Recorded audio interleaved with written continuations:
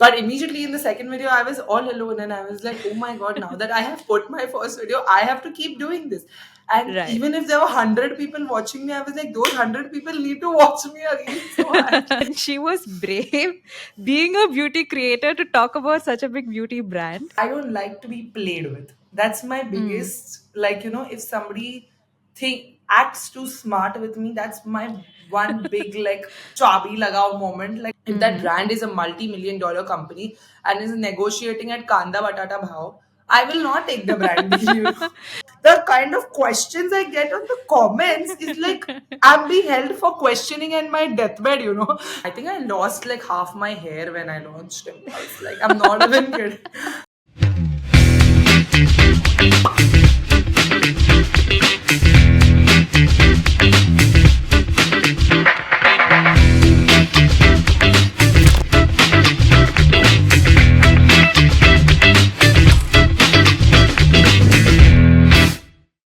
Hi, Sarah. Welcome to Chumma Conversations.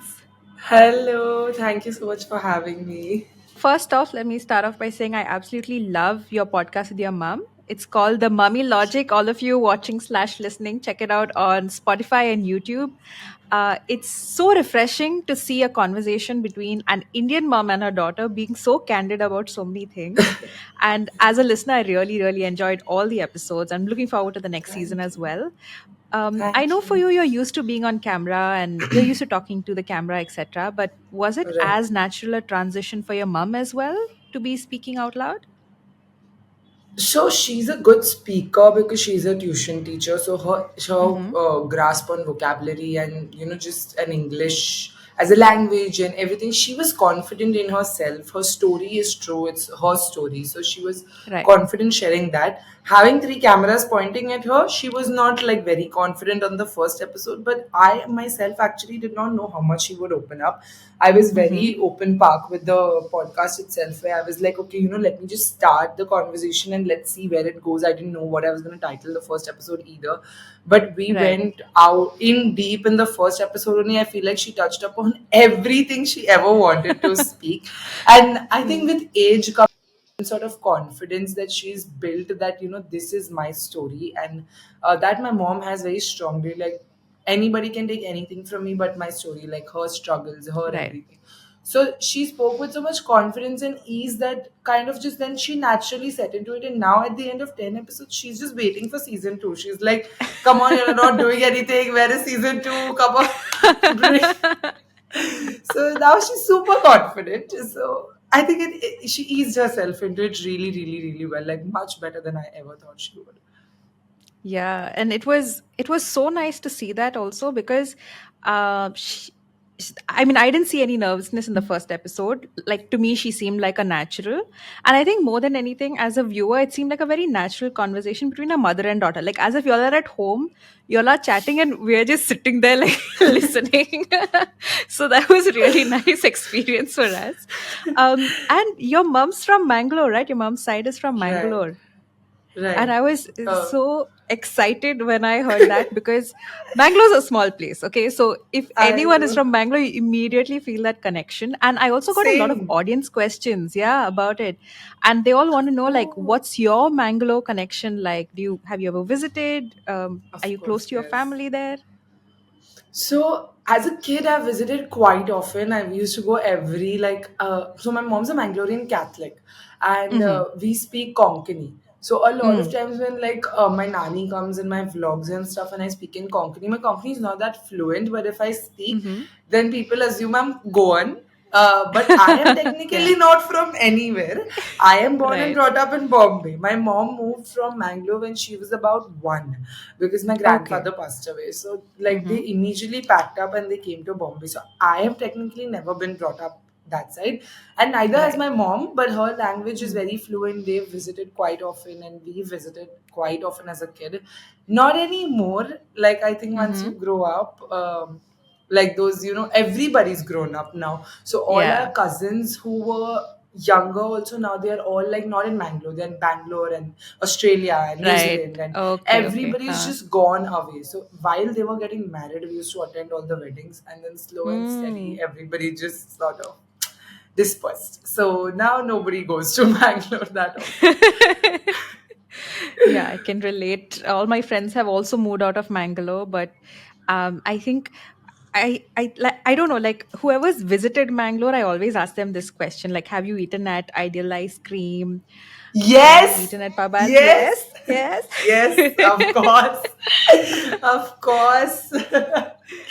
That As is a like kid, a it used to be must like do. paradise, and the air in Mangalore, like I could breathe some of that right now. Bombay is horrible, and we had the proper villager life in Mangalore. Like my Mm-hmm. uncles and aunts have farms, and they have Oh houses where wow. light Okay. goes off, and the Uh, proper, it's not the city side, it's the right. Gao side. So I Mm, loved that. It was a very, like, you actually feel like you're going to your native place when you go for the right. holidays.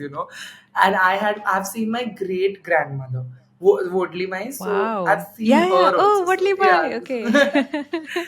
So she was there very much till I was like 7, 8. So that was like, Wow. it actually felt like I belong. That sense of belonging for me has always Mm. come from my mom's native than because Mm-hmm. my dad doesn't have a native place. So Right. people in school, when they ask you, oh, where are you from, I should be like, oh, I'm from Mangalore. Mangalore. Nice. So That was my you've flex. yeah, I absolutely. But most people are like, huh, Bangalore? I'm like, no, Mangalore. Always happens. And I So you've actually related to you also because of your Mangalorean Konkani videos. That's how I first followed you. I sent it to my uh-huh. brother, and Uh, I was like, oh my god, look, this is our childhood all over.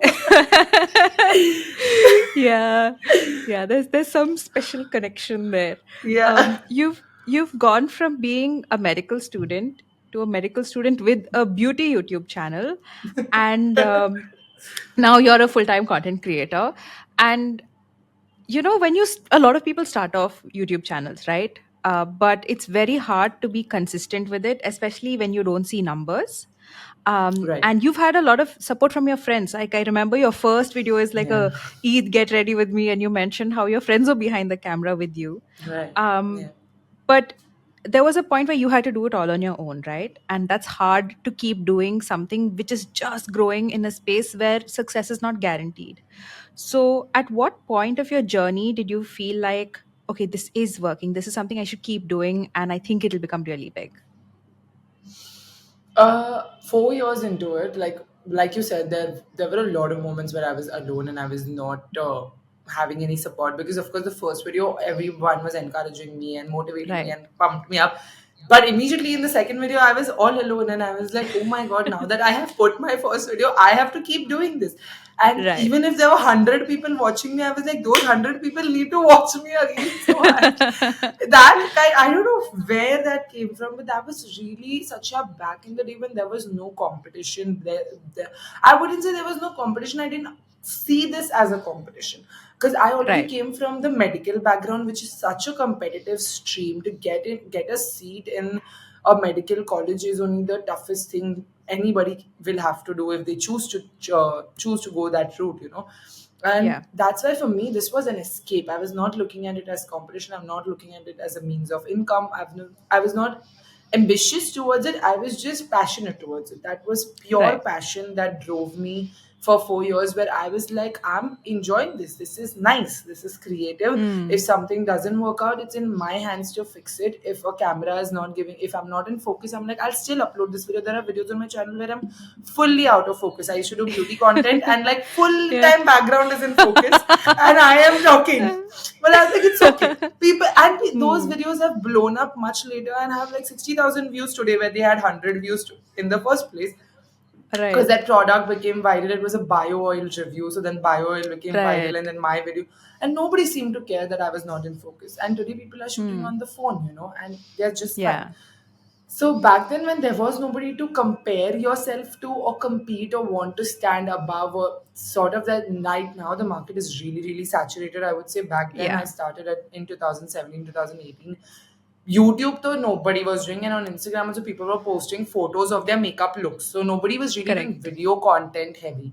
So I think the Mm-hmm. practice I got of video content back then is really helping me today. That video content comes very naturally to me, and now that everything is video heavy with all the platforms.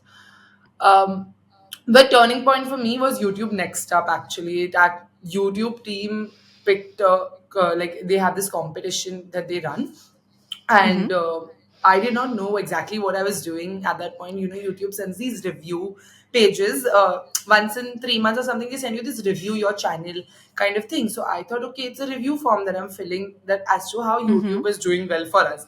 But it was like a lengthy 10-page form that it was like YouTube, you're participating in YouTube Next Up. So I was like, just like I went with the flow. I remember so clearly. I was at dinner with my family, and my mom was like, "Come on, what are you doing? Eat food." Like I was on my phone.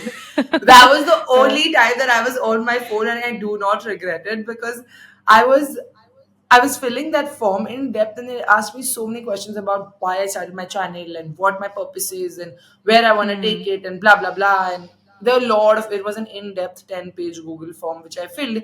And after that, they kept shortlisting, and they should keep emailing me that this is confidential, but you're shortlisted. And I was Wow. like, Okay. shortlisted for what? I don't know really for what. Finally, we had this one it was COVID time when COVID struck. Actually, usually YouTube Next Up is an offline 4-day camp that Oh YouTube wow. holds Okay. where they sort of groom you and teach you the analytics, the how to deal with brands, the how to grow your channel, the how to's Mm-hmm. to do YouTube videos and how to be successful on YouTube. It has a bracket of 10,000 to 1 lakh subscribers. Jinke paas hai, only those people can Okay. actually be a part of Next Up. So that time I had 13,000, I remember. And Hmm. because we were virtual, we were the first year of virtual Next Up, they extended our program to 6 months where we used to have Wow. once a Okay. week calls, like a group Hmm. call where somebody from YouTube team is talking to us, and we used to have mentors like bigger creators back then, like Kusha Kapila and Shreya Jain, and all of these creators used to come and give us talks and about their journey. And they also had insiders speaks. So it was really informative, where like it was like school, when COVID happened, my college was actually shut because I was somewhere in between. My education was completed, but my internship had to start, and the government was Right. not passing the regulation that internship can start because we were still kids. We were not with a degree, so they were like, no internship till the mahal is safe, because COVID was such a Right. vague period for anybody to go. So I was at home, and Next Up is happening. So 6 months I've intensively trained myself to become a YouTuber by the YouTube Uh-huh. team. And now I'm Right. like, wow, this is like better than my 5-year education that I got at med school. Because now when you're doing the thing is, I put hard work into YouTube also for 4 years where nobody acknowledged it. And I put Right. hard work into med school also, where everybody was acknowledging only that, because of course that degree has more priority. And in India, people always give education more priority. So right from family to Yes. friends, everybody's priority, even mine, was that. Hmm. But then I kind of took a step back and analyzed that along with the 4 years, I also worked hard on this. And today I know the ins and out of this. Whereas after my Right. degree, also I feel a little lost as to now where to go. Now, Mm-hmm. masters seems very bleak because international education had become very vague after the pandemic. It was Mm-hmm. not very easy to just cross borders and get an H-1B visa. And like US was my dream country, but US also sort of Mm-hmm. just went down the drain after the pandemic. And just with Trump coming in and all of that was Yeah. so vague. I was like, I don't want to get it. Like with an Indian passport, I would much rather stay where at least nobody's questioning my existence, because internationally, Yeah. once you start education, then you're scared that you won't get a visa for your master's for your job. Correct. And then you Yeah. might have to spend like 50 lakhs or something. My tuition fee was for the college I was desiring to go, My and then goodness. come back. Hmm. I was like, what? And this is like, I already have a job. I can make money right now if Yeah. I want to. So why not start, like, at least start working towards this? And that's how, like, that was my turning point. YouTube Next Up, I always say, changed my life for the better because it gave me everything. It gave me the confidence, the guidance, and yeah. Yeah. And That's why I, I'm I think very you've attached to YouTube. I think you've made, with the opportunity you got, you've made the most of it. You've been so consistent all through these years. And I remember the first video of yours that I came across was in 2020. It was a video where you were talking about your experience working with Nika.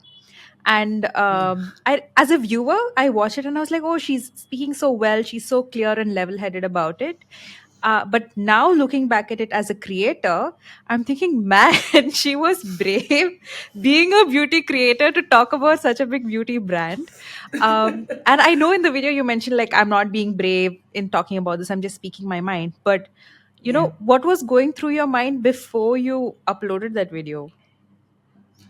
Uh, so as a person, I don't like to be played with. That's my Mm, biggest, like, if somebody think acts too smart with me, that's my one big like chabi lagao moment. Like I'm like, don't take advantage of my niceness because I'm really nice, right. still I'm nice.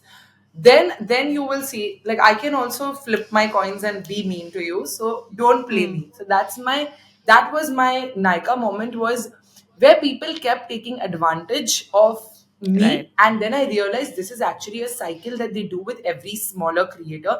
And who's really speaking about it, right? The creator, beauty content creator space is so small, you can hold us in a handful of people. Maybe it's growing now, Mm-hmm. but back then it was so small. I'm like the biggest of the biggest creators who also claim to be super super honest online have never really spoken about this. I'm sure they know about the practices that go on at Nika, right from the fashion interns too. And that was when Diet Sabya posted about all the fashion interns being Right. not treated well. And that's something being in Bombay, you know how fashion interns get treated anyway, because my friends belong to magazines and they've interned at Mm, magazines and fashion places. And I know how, being a Bombay girl, I know how these things work. And I knew what I right. was risking, but I also knew what I was speaking was my truth. I was not adding anybody's mirch masala to it to just make Yeah. a journalism. That video was not, I knew it would get views, I knew it would go viral, but it was Yeah. not meant to make me famous. It was more to make people aware about this happens. So when people they, because when I was featured on Nika's page though for those two videos, and I made those two videos sitting in my own house for them, they made me Right. reshoot and re-edit multiple times. Everybody at my on my subscriber page, my 10,000 subscribers also back then was super loyal. They were all my 10,000, and they were all Mm. so happy and so excited. They thought this was my breakthrough opportunity where I got no pesa, like Right. nothing. Forget pesa, I know got no respect also. There was no respect, there was no money, there was no opportunity, there was nothing. What is your advice for someone who's a small beauty creator or a small creator in general, in how to work with brands, and what are the do's and don'ts that they should keep in mind? Look, barter is not all wrong. I wouldn't say that if Nika would have even bartered with me, it would make Mm-hmm. sense. But they never even sent me a single product. They expected me to use my products, my equipment. Had they even sent their team or called me on their set, or something Right. of that was taken care of by them, and I was not paid monetarily, and they used my 10,000, they got like a good 70, 80,000 views on my video. So at least Mm-hmm. that would have been justified if you would have provided me with production support or products, being a beauty Right. brand. So you should always remember that even if your following is less as a smaller creator, you should get something in return. You can't be asked to do everything in free. Back then also in my Nika video, I claimed that it was my fault to not, to accept. I accepted their terms. It's my Right. fault, but that was also that back then made to make people realize that don't make the same mistake I did. At least Right. ask for products. If not products, at least ask for tech support, because I had a good camera. What if you don't and you still want to be on Nika's page? You can ask Right. for tech support. You can ask for products. You can later, after one video, instead of doing two videos for them in barter, tell them I'll do one, and then the second video, if the first one does well, you can very well ask them for monetary remuneration also, basis the Right. views that your video gets their channel, because their channel Hmm. is sitting on a 1 million, it already gets AdSense and their products Mm-hmm. get clicks. They are making money through every single medium, so why shouldn't Mm-hmm. you? So I think Mm-hmm. with today also, not just as a smaller creator, even as a bigger creator, I say that I analyze everything as per what that brand actually holds, stands, and can give you. If that Mm-hmm. brand is a multi-million-dollar company and is negotiating at Kanda Batata Bhav, I will not take the brand deal. Right. So, and I see big brands come with small budgets, and And I would rather keep my integrity and my content's value than just add that brand to my bucket. So always Right. remember, as a creator, I feel like even for a smaller creator, that you also add value to that brand, not just the other way around. They want you just Mm-hmm. as much as you want them, and Mm-hmm. that relationship has to be maintained. And I believe no matter how much the saturation of the market is, you will always, everybody has their own individual voice. And if they want that, if you've really created that much value for yourself, and maybe instead of wanting the products or wanting the this, use the same products you have. Like, I wish I could go back and tell Sarah who wanted PR, just so I could create variety of videos, that just leave it, because now my house is flooded with PR and I don't know what to do. And back then I used to want the product so that I have variety of content to offer my Mm-hmm. audience, because I used to do beauty videos. And I was like, oh, I finished reviewing this now. I don't have money to buy a new foundation. I won't finish this, Yeah. but I have to buy because this is new on the market. I used to have this constant battle with myself and my pocket money. And I'm like, just use the damn foundation in 10,000 ways. Don't need to make a new review video, Right. because people will still watch, and that will increase the value that my channel has. My audience is coming here for me also, not just for my products. And that's how, when you gain the value, the numbers increase, and then the money will just automatically start to flow. Yeah. Yeah, it's a hard thing to do also, especially when it comes to negotiating with brands, because when you're a creator, you put so much of yourself in your content that it's you feel kind of embarrassed at times to put a value Yeah, to it, because you feel like, am I charging too much, like am I worth this much? But I think with time, as you grow as a creator, you kind of realize, man, I have value, and this is how much I should be charging. So exactly. I definitely talk to other creators, because they are the best source of information of, okay, we are in the same range of subscribers, Yeah, whatever, how much are you charging, like let me know. And people are generally quite open to talk about yeah, it. So that's the best way to go about it, I guess. um you started off with beauty, you've gone to travel, now you do lifestyle videos, which is like a combination of everything. yeah. Was you branching out of your niche a very conscious content strategy decision, that you want to reach a wider audience with your work?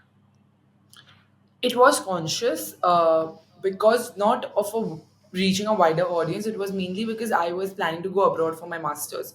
So Right. I made a decision back then, because I was not sure how much of studying internationally comes with a lot of restriction in space. So here I had my own room in my parents' house, and I thought once I Mm-hmm. go to the US to study, I would actually be confined to with a roommate and stuff like that. Mm. So I was like, to take my journey through, and how would I film beauty content if I'm sharing Yeah. a room with someone and I'm going to college and studying at the same time. So keeping all of that in mind, I decided that I should start with lifestyle content, slow and steady, just so that once I move abroad, people are still interested in my vlogs, and they would want Right. to come with me on my journey abroad and stuff like that. That was why I made the conscious decision, very very personal to me, because I really wanted to Mm-hmm. continue both, like my studies and my content creation.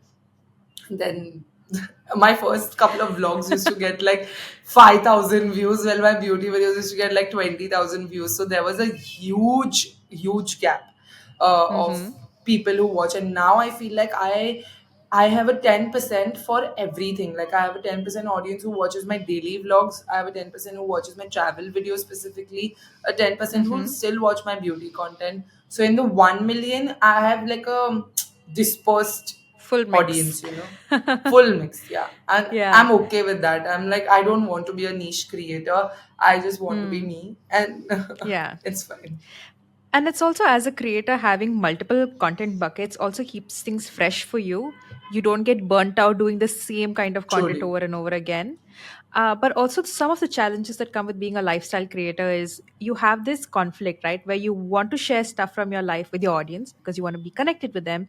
But at the same time, you want to maintain that boundary and for your own personal life. How do you maintain that balance? And was that something you struggled with when you just started out?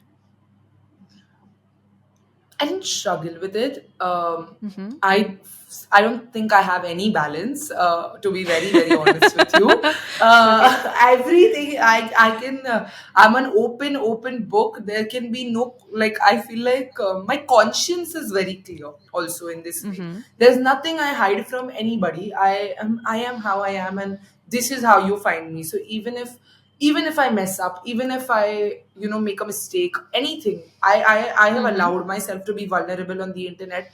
I get backlash for a lot of shit that I might speak naturally, that comes naturally to me, but might be Mm-hmm. very, very bothersome to the woke, very, very woke in that category kind of people. And I Uh-huh. am okay with that because I have understood one thing: I am human and I will make mistakes. Mm-hmm. So even if I say sorry, but I don't know what I'm saying sorry for, I'm gonna make that mistake again, So there is no Yeah. point, and it's very difficult to please 1 million people. So that also acceptance has come somewhere. Just accepting the feedback has been difficult for me more than striking a balance, because when I dove into Mm-hmm. lifestyle content, I knew I was up for it. I knew I was ready to put my life out there through and through, and very confident also doing it. My family Mm-hmm. also slow and steadily eased into it, so nothing sort of came like a pressure to it, to anybody. But then once the feedback and the once the channel starts growing a lot, and then the haters come in, and then you become a Yeah. public figure, and then people are just waiting to pick on you. That kind of became my pain point, I would say, where people were just waiting to pick on me. Now I feel like with every video they just wait for them to get content to talk about, where Sarah will post one Right. video and now we will get a chance to talk about something she said wrong. So there's a lot of Okay. screening that now my team does. Mm-hmm. That had to be like a filter that came in the between. Like first, everything was absolutely non-filtered. Now my team actually sits, three of them sit and screen through my videos, wherein I have not said anything which is controversial or politically incorrect or religiously incorrect, and stuff like that has been removed from the videos before a video goes, like, even after that, if people pick, then also there are ways that we mend things. So there's a lot of mending that has to be done in lifestyle Mm-hmm. content, I would say, more than because I am comfortable. Actually, for me, filming time is like it's easy breezy, but this Yeah. hate section can really get to you, because then they're hating on your personal life, they're hating on your personality, they're hating on Yeah. your opinion. They're not hating on the Yeah. kind of makeup you do or the clothes you wear. They're hating on you, and that this sort Mm. of becomes like a personal vendetta that people start, like, having against you, which is absolutely uncalled for, because I am not coming into your house and making these opinions about you or making your life a living hell.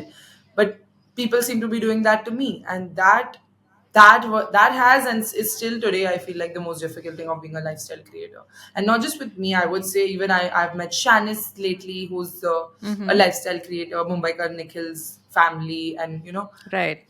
they also seem to share the same opinion, who have been in this space for much longer than I have, and have always created lifestyle content.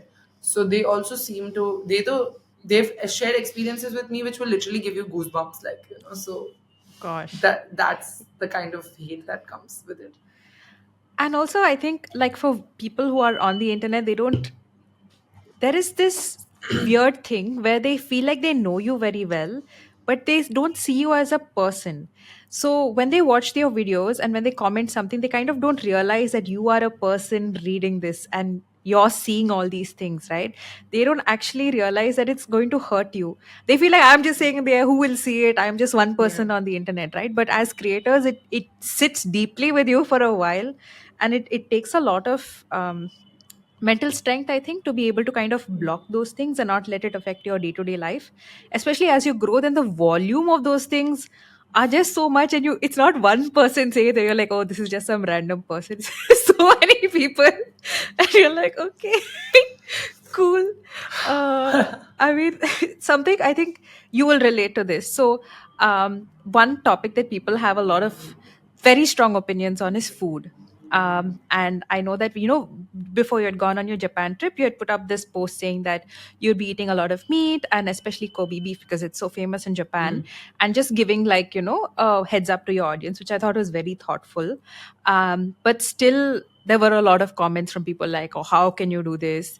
And I faced the same thing because I'd gone to the US and I tried In and Out Burger. Okay. And I was like, let me just show a video. In-N-Out Burger is like so famous. Let me see what it's about. But there were so many people like so mad at me, and I was like, I eat all meats personally, so I don't have any restrictions in that way.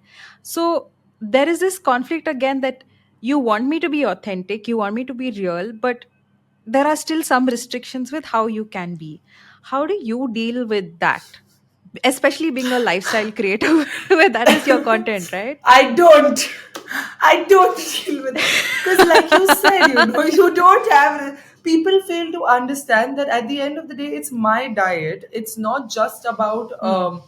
It's not just about the Kobe beef or beef being a problem for people. I realize they want me to be what they are, and that's Yeah. everything about that is wrong.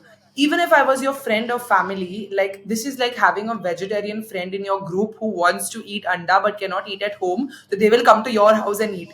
Will I stop Right. that friend from eating anda in my house? No, because it's not my life, it's their life. It's their life. They are making a choice to not follow their religious whatever, this, Mm-hmm. and that is completely okay with them. If they have, their conscience is clear, good for them, so I will never stop anybody. Same way, I will never force anybody to eat. Like, Right. I have so many vegetarians in my team. My the create the my editor, I traveled with my editor, and she told me she would be trying beef for the first time on this trip, but she was excited about it. And she was Right. like, trying it from one of the places which is known best for their meat. And in India, anyways, you don't Yeah. get it very easily. But even if you Yeah. do in Kerala and stuff, she was not like interested to try over there, but she was interested to try in Japan. People thought she's Hindu, and I am forcing it down her throat. So Oh that became no. a really Okay.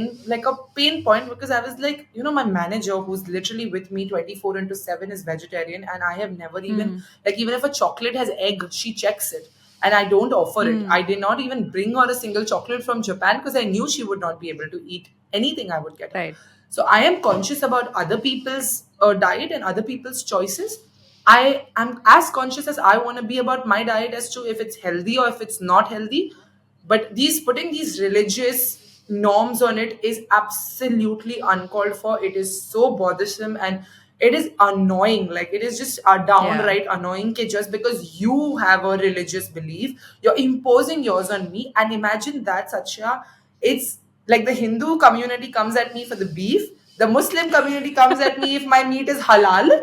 Then there's a particular community that says, oh, even milk is no vegans. Then they're like, Oh oh, even milk, yeah. you're torturing the cow if you're having milk. So Yeah. oh, go vegan. Then they have that in the comment section.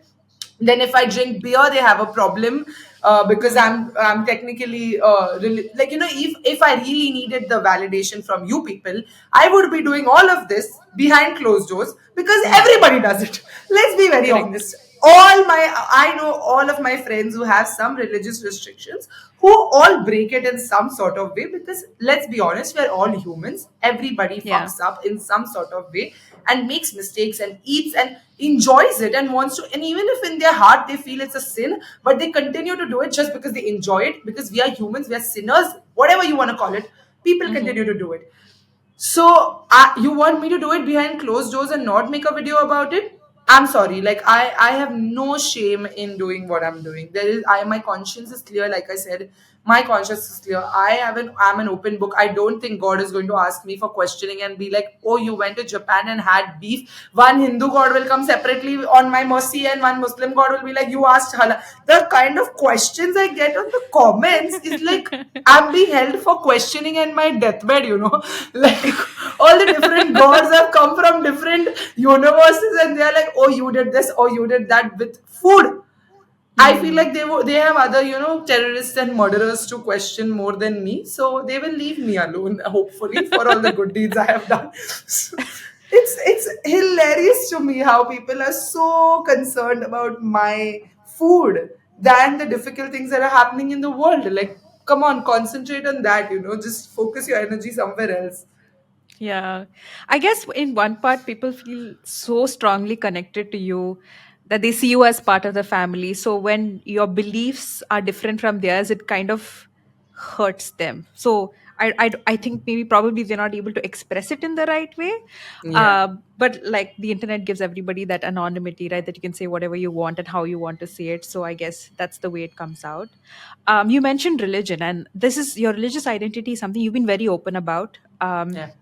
about how you define it.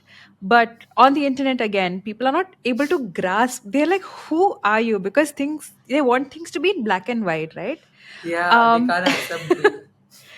Correct. So how did this self awareness about your identity, did it come with being on the internet and having people ask you these questions? These questions that people ask on the internet is something people even ask in school. Religion is like one of those calendar Hmm. entries that you sort of need to make. Whenever I wrote my religion as Muslim, Yeah. I sort of didn't identify 100% as a Muslim. That I would pray as a Muslim, I would be able to participate in everything and I know all the prayers by heart. But I also felt just as connected to Mm-hmm. the Catholic gods. And both the religions are not very different in their ideologies. They're very similar the more you Correct. read into it. The more I've read and Mm-hmm. understood stories about Islam and the more I've understood stories about Catholicism, I've understood that everything originates like mythology wise from like similar places, and they just have different names and different ways to pray. And in Mm-hmm. Muslims, they don't believe in idol worship. We don't believe in Hmm. any idol worship. Whereas in Catholics, we have Jesus, Mother Mary. I used to have both since a childhood. Like since childhood, I used to go to the chapel in school and pray before Mm-hmm. my exams and pray in the lunch break. I was that girl who used to go to the chapel. And then when I was back home, I used to also pray namaz and I used to Hmm. keep my fasts and everything. And I did think anything was going wrong in my life. God was with me through and through. And the spiritual connection is sort of been there because all of my family is very spiritual in their own way. Like my dad has his ways. He gets up in the morning, first thing he does is he prays namaz and he reads the Quran and then he goes to work. So that's been Hmm. his routine since I have known him. My mom is not very religious, like she will not fast or do anything just because her body does not allow her to. But she's always chanting prayers, always like when I'm Hmm. unwell and stuff, she'll always be chanting prayers. She'll chant everything. She'll chant mother. Like when I was very, very sick in my life, she had gone to the mandirs and the churches of, she shook all the gods to make me all right.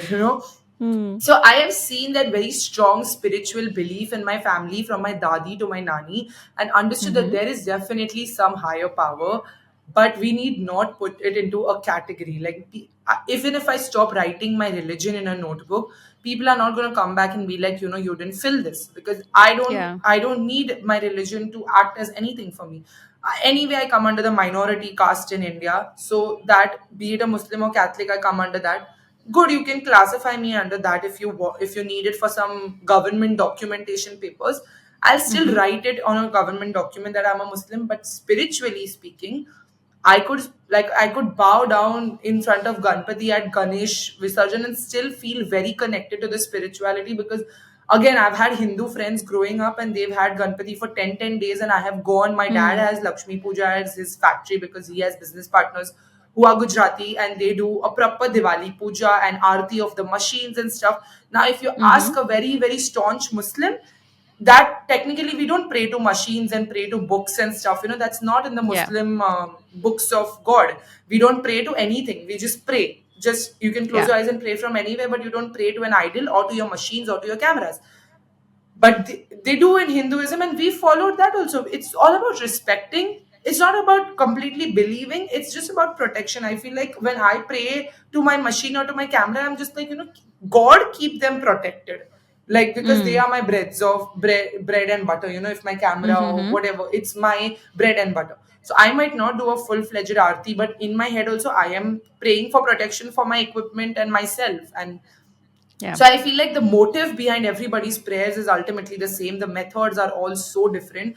I realized this much early in school only by I'm a very, very good observer. That's one thing about Mm-hmm. me, that I observe the people around me, the people in my family, in my life, in my team. I observe everything and sort of soak in information. Even as a kid, I've been that, and that quality in me has helped me understand since the beginning that religion is just a way to sort of give people identification of community. They want that feeling of Hmm. belonging where you don't belong anywhere. You feel like, okay, I'm a Muslim, I belong to this community. Tomorrow, if I die, I'll be buried in this grave. That is Hmm. the buy all and end all that people want. That full circle moment in their life. But eventually, God is listening. And if you're a nice person, my mother has always made me understand the value of being a good human being. I think she's Mm-hmm. always she's very pivotal to my growth and development as a human. And she's told me always that, Sarah, leave all of this, be a nice human being, forget your career. I don't care if you're a watchman, I don't care if you're a doctor, I don't care if you're a Hmm. YouTuber. Do whatever you want with your life, be a good human being. Whenever you have money, you give as much as you can. You will get that much back in return, in life, in kind or in cash. You will get Hmm. your good doings back in return. And I 100% believe that. I feel like half the good things that happen to me is my parents good that they have done in their life is coming Mm-hmm. back to me in some sort of way. So uh, like a lot of life lessons my parents have taught me more than religious lessons, and that's probably what has made me who I am and allows me to be who I am. It does not put me in a box. Yeah. And that's hard also because everyone wants to define you because the things that they ask you, like, hey, where are you from? What religion do you belong to? What kind of family do you belong to? These are ways that people kind of categorize you. So when you don't fit into those boxes, it's very like confusing to people. What kind of advice would you have for couples who are mixed religion, like your parents, when it comes to raising a child in the way that religion should not become a point of conflict in the child's upbringing? Allowing the child to, for like, I think exposing the child to everything is important. Like, if Mm-hmm. both the husband and wife and the mother and father are following their own faiths, the child itself will be sort of observing that and growing up and not disrespecting anybody's religion in the household. Not Mm. like not fighting for religion in the house. I think that's important because my mother and father never fought for their like, my father never told my mother don't take them to a church, or my mother never told my father, Mm. okay, don't let them pray namaz. So they never had fights about the don'ts in the house. So no fighting over religion is very, very important, I feel. Let your child get exposed to both. Let them understand the value of God and just that higher power that gives us protection, that gives us that sense of, I feel like when all shit goes down in my life, just joining my hands in prayer has also centered me so much in life. Mm. Allow your child to feel that there is a higher power that's governing us. So instead of letting them become an atheist, I feel like on some level my sister and I became two different parts of the coin, where my sister is sort of an atheist now. Not completely, she will do all the prayers, but I don't think she really is a believer in anything. She's really Mm-hmm. lost that touch because of how our family wasn't up, like they never told us anything, right? And I became the complete opposite, where I sort of soaked in everything and made my own mind. So allow Mm-hmm. your child to become a believer, to have that protection, to get that connection with God, and not put them in a box and let them see, where tomorrow I can go marry a Punjabi and have a completely new faith. And, so it really, really does not matter. Then what's the point of putting them in a box, or in any box for that Mm. matter? Because even my mother, as a Mangalorean, she was never able to teach us the Islamic principles and stuff, because she did not know. Like, even though she Correct, yeah. learned some things from her sister-in-law and everything, she could never pass it down. So it became so tricky because we spent more time with mama, and Mm. she didn't know only anything. And my dad was like, "You ask her, she will." I was like, "Sure." He used to tell us, "Ask your friend's mother." How can I go and ask my friend's mother to teach? Oh man. I'm Funny. very funny. I had to laugh at my childhood sometimes. I'm like, y'all were really like just winging it out of the park with us. Yeah, because there's no clear handbook, right? Because when you're both from the same religion, there's not even a conversation of how should we approach this. You just assume something will happen. So when, like, me and my husband are also from different religions. So, I mean, that's the reason I asked you this question as well, because I wanted to get insights and inputs from people who have been through the experience so I can better understand it, you know? Um, so let's talk about your business, because most content creators, when they start off with business, they usually start off small with merch, with like t-shirts or something, and you go straight away to a fairly big ticket item like coffee. And I know you love coffee, but it's one thing to love coffee, but a whole other ball game to own a coffee brand yourself. So what was the philosophy behind starting a coffee company? The love for coffee was definitely the fuel. Um, Mm-hmm. just have the I feel like there was a gap to be bridged between really good instant coffee and like the ground coffee lovers. To I wanted to make them instant coffee lovers, which I know is very tricky. In the coffee Mm, space, people yeah. are very very particular, and I sort of I belong to that. I would still love a good cup of Nespresso in, like, when I can and have the time to sort of brew a good cup of coffee. I have all the equipment to do that also, but I wanted to get that experience in an instant coffee jar. And I know a lot of brands who came up Mm-hmm. also promised those experiences, but when I tried them, I feel like they didn't age well. They don't age well in the jar. They don't, maybe on the first time you open the seal, it'll be a good cup of coffee, but they don't age well in your cupboard. They'll sort of Mm, lose the flavor, they lose the aroma, they lose the strength of coffee, they lose stuff because the preservatives they use are not doing it for them. And then I did not mm-hmm. want preservatives, so I was very sure of what I wanted in my cup of coffee. I wanted instant coffee because I've also grown up drinking a cup of Nescafe, and Mm-hmm. that's very very staple to all of us, right? Instant coffee is Yeah. what's fast, and we're used to it. So I was like, I cannot always sit and brew my coffee because in the morning the first thing I need is my cup of coffee. So let's make instant coffee, which is good, which ages well, which has flavors. It's exciting. Every day, like my team will ask me today what flavor you'll have. Like, like life is exciting like that. Yeah. So I had a passion towards doing it. Definitely had a passion, and I failed a lot of time. Like I wanted to do this in 2020 because as soon as Mm. I left my degree, I was like, now what? Now let's do something new. So after I left my job as an occupational therapist, I did actually practice for 6 months at a clinic, and it just got very Mm-hmm. hectic to be a occupational therapist and a beauty creator because as an OT, you're mentally very challenged with the kids, with the specially able kids and all. It exhausts you completely. So when you come Hmm. back, your face looks so tired, and I am tired mentally and physically. And then Face Shop is telling me, give me one story. Hi And guys. This is making my skin glow. And L'Oreal is like, oh, you're not looking bright enough. And I'm like, guys. So, but this is paying the bills, whereas that job as an OT was Yeah. not even sufficing enough to do anything for me. So Hmm. that's when I took the hard call and chose content creation.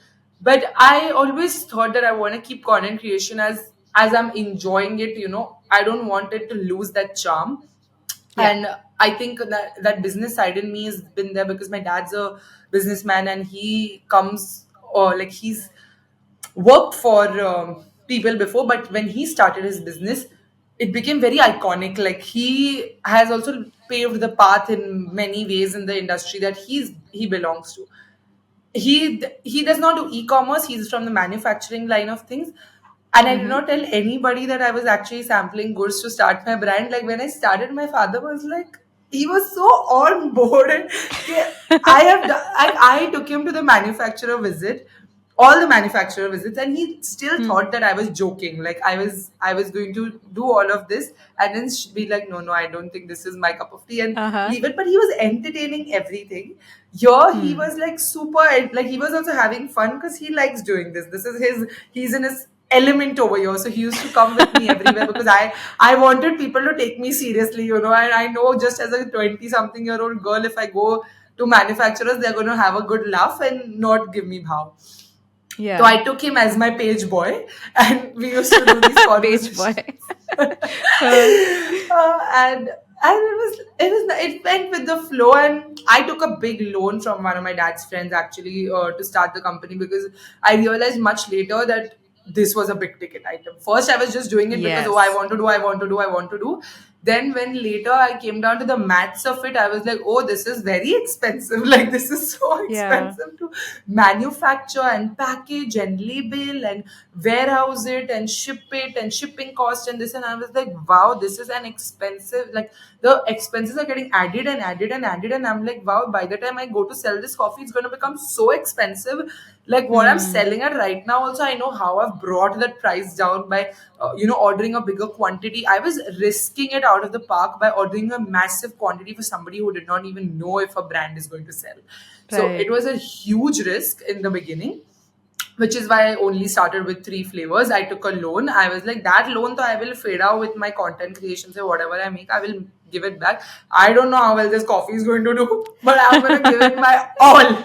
I had Yeah. that passion, and then touch wood, it's doing really, really well. Yeah, mashallah, it's like what I had the vision for it. It's sort of translated to the audience.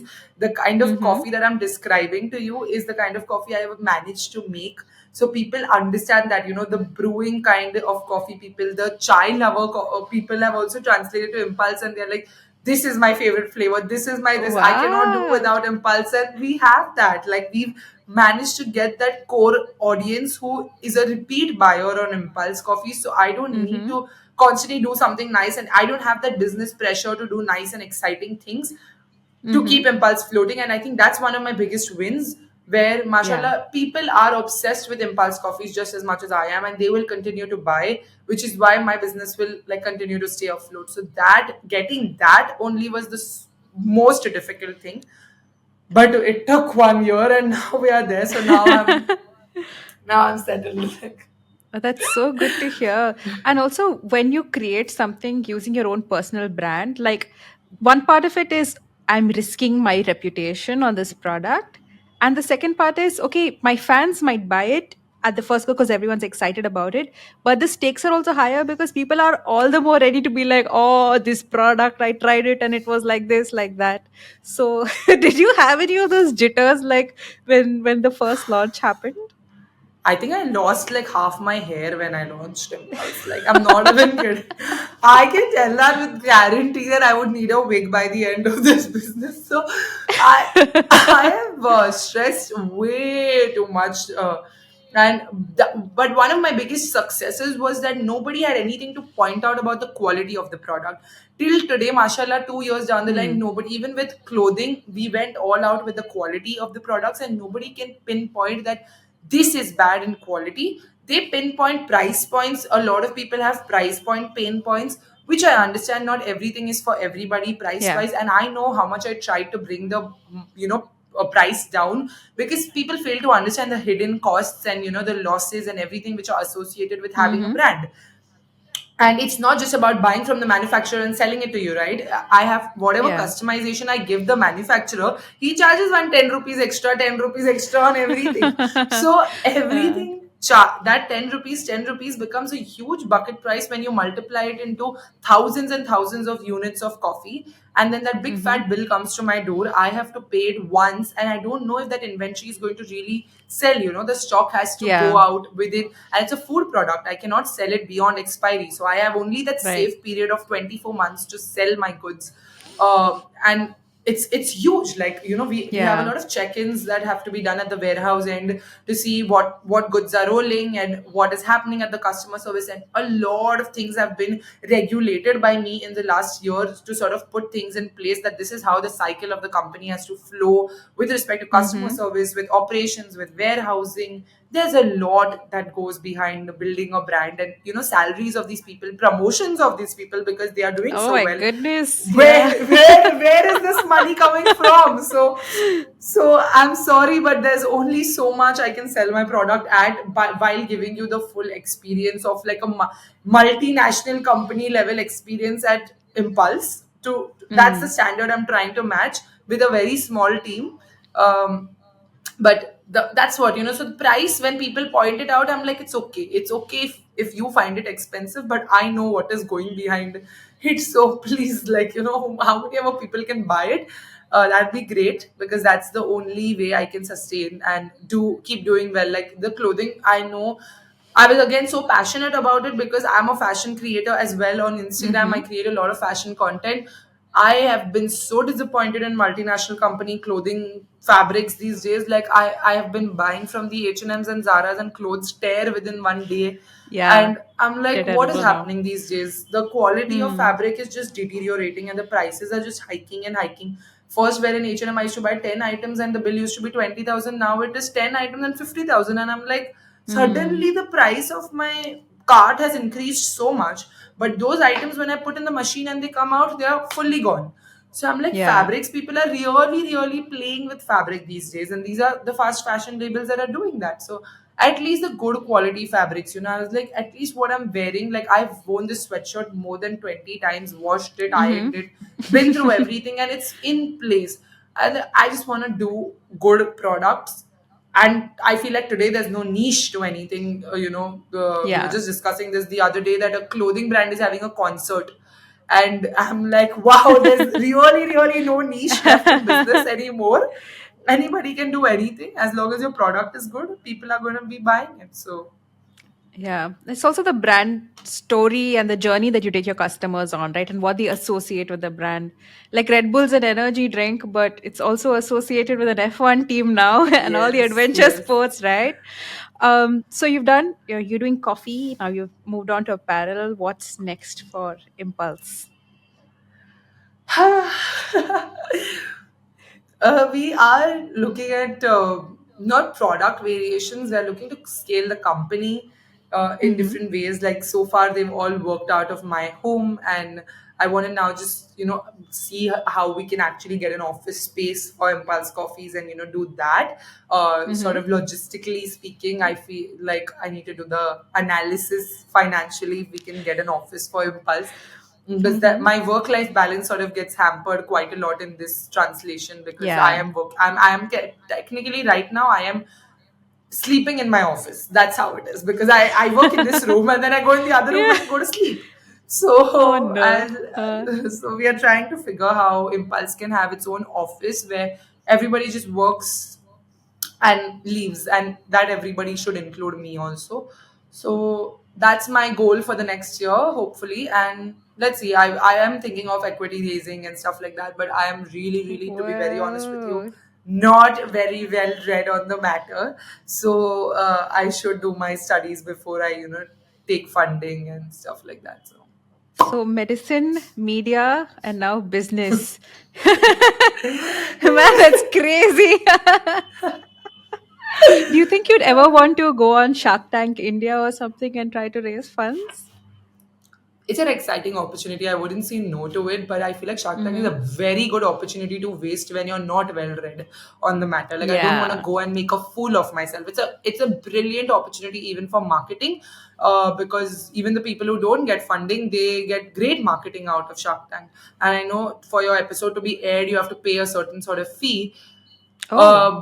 but yeah, that's how it actually works, because we looked into it, and I think you are supposed to give Sony also equity, or you're supposed to give Sony a fee for your episode being aired on Shark Tank. So Oh my like a goodness. Okay. lot of companies come, but not everybody gets aired. So Yeah. I'm sure Shark Tank is picking up now to have season 10 and season 11 also in the future. It will be a huge thing.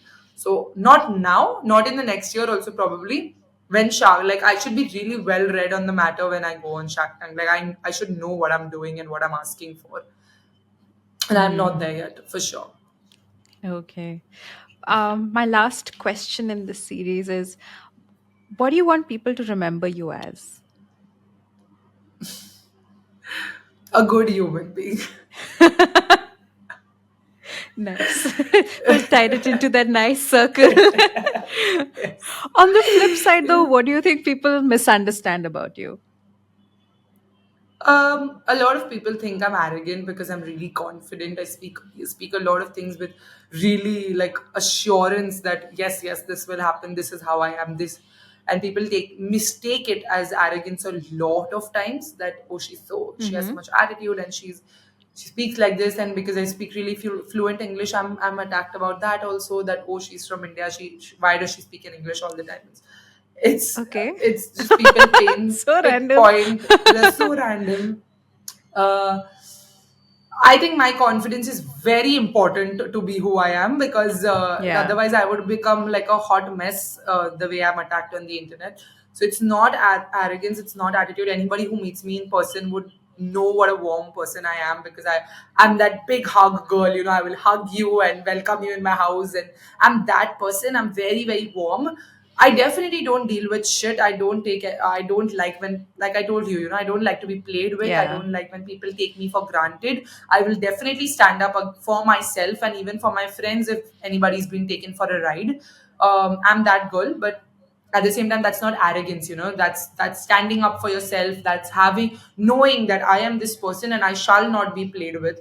I will Yeah. stand up for myself. So that's mistook as arrogance a lot of times, and that's, I think, hurtful. But I'm like, it's okay. It's whatever's your understand, whatever you want to understand. I That's also the thing, don't. right? What they say is confidence in a man is seen as arrogance in a woman. And I think that's very, very, very true, because people will see what they want to see, but at the end of the day, you have your work to speak for you. You have, I mean, your friends and family know who you are, so all that matters. I am now going to go to fan questions. So Shreya from Oh. Delhi asks, who is an Indian YouTuber that you admire? Uh, I admire a lot of creators from back in 2017 who Mm-hmm. are still going really strong. Like, I think Boho Girl Kritika is amazing. I think Mumbaikar Nikhil is amazing. I think Flying Beast is amazing. Putting your life family out there, dealing with so much shit that happened in your personal life, and still sort of never giving up, realizing that this is your job and you shall show up no matter what. I think Yeah. Flying Beast has been gone through like a police case in between, and he still showed up on the internet, and people fail to forget how difficult it is to show up on the internet. So I think they are my biggest Mm. inspiration, that if they could go through so much shit and still come back up stronger and be them, then I can do it too. Hmm.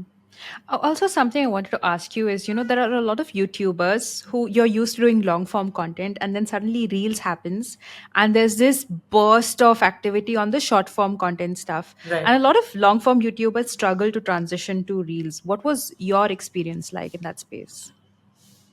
Um, I kept both of them happening for me. It was like you're saying, it's been a little bit of a shocker. Like, you didn't see this coming, and then it suddenly Yeah. happened, and you're like, "Oh, what is happening?" Now people are not going to consume long form, because where long forms would easily get a 5 lakh, 6 lakh view count if it's a good video. Hmm. Now short form would, that same format on short form will get 10 million, 13 million. I'm giving you Yeah, the actual numbers are numbers. crazy. It's crazy, right? And then you, as a creator, you start questioning yourself: should I be mini vlogging or should I be long vlogging? Should I be actually rolling Hmm. my camera, or I can, mini vlogs are like this, yeah, you breathe and your day is over. And it was a huge transition, but then understanding that the connection is built with an audience only through long form. And Yeah. maybe now the reach, understanding the difference between reach and engagement is very important. Like, the reach is coming from short form content, be it reels and be it shorts, but the connection with an audience is coming only through long form. A person who can sit through your 40-minute, 30-minute videos and actually connect with you through maybe a podcast, or maybe a vlog, or maybe a beauty video, anything that you are Mm-hmm. speaking for 30, 40 minutes, and you can engage your audience for that long, or even 15 minutes in that interview, is the actual stuff. It's going to always work out in the longer run. Maybe not immediate fame. The immediate fame is in the short form content for sure. Yeah. It was a huge hit. I think so many of the creators spoke about it, where they were like, "What should we do? And what is happening?" Like, Yeah. it was a wave post COVID. It was a huge new wave that came in the content creation space, and everybody adapted. People had no choice but to Hmm. adapt. I think even podcasters, like even with Mummy Logic, we split it into shorts, and that gets more views than our episodes. So people don't Yeah. want to sit through the full episode. They just want to listen to the 60 seconder, and they'll make their own assumptions out of it. It kind of loses the Yeah. meaning of the podcast, but you gotta do what you gotta do. Yeah, and shorts are a great way to also promote your long form content, I think, because especially like I discover a lot of new creators through YouTube shorts because I see their videos and then I'm like, oh, let me Exactly. subscribe and see what else they have in their channel. Yes, Did you absolutely. also see shorts pushing a lot of subscribers to your main channel? Yes, yes, 100%. I think the major jump for me from 300K to 700K happened because of a lot of my shorts going viral. Because I started creating shorts Mm. as soon as the platform came. Because I saw what Instagram did with Reels, Mm. and a lot of creators back Yeah. then immediately started on Reels, whereas I didn't. I was still not like okay with it. I was like, oh no, no, Instagram is not my main focus. I'm a YouTuber. I will. But Yeah. when YouTube started shorts, I was like, they are really playing with something over here. So let's not sleep on this. So as soon as YouTube Shorts came, I was posting two a day, and I was like, I. So when my content was on YouTube Shorts, not a lot of people were consuming or not a lot of people were posting. So the Yeah. saturation was not there. So Hmm. back then, my videos were getting a good 10, 13 million normally, and Hmm. that they caused a lot of subscribers to come to my profile. That was like my cream period when I could really get that reach. Yeah. So this is great advice, like to creators also who are listening to this, because I a lot of people who are creators listen to this podcast. They want to get insights from other creators as well. It's just diversify. Put out your content in as many places as you can, because you don't know where your audience is going to reach it, but eventually you want to Truly. direct them to one place, right? And if that's YouTube for you, then that's the best place to do it. Your second question is from Ajay from Mumbai. He asks, what is one thing you would change about your life if you had the chance?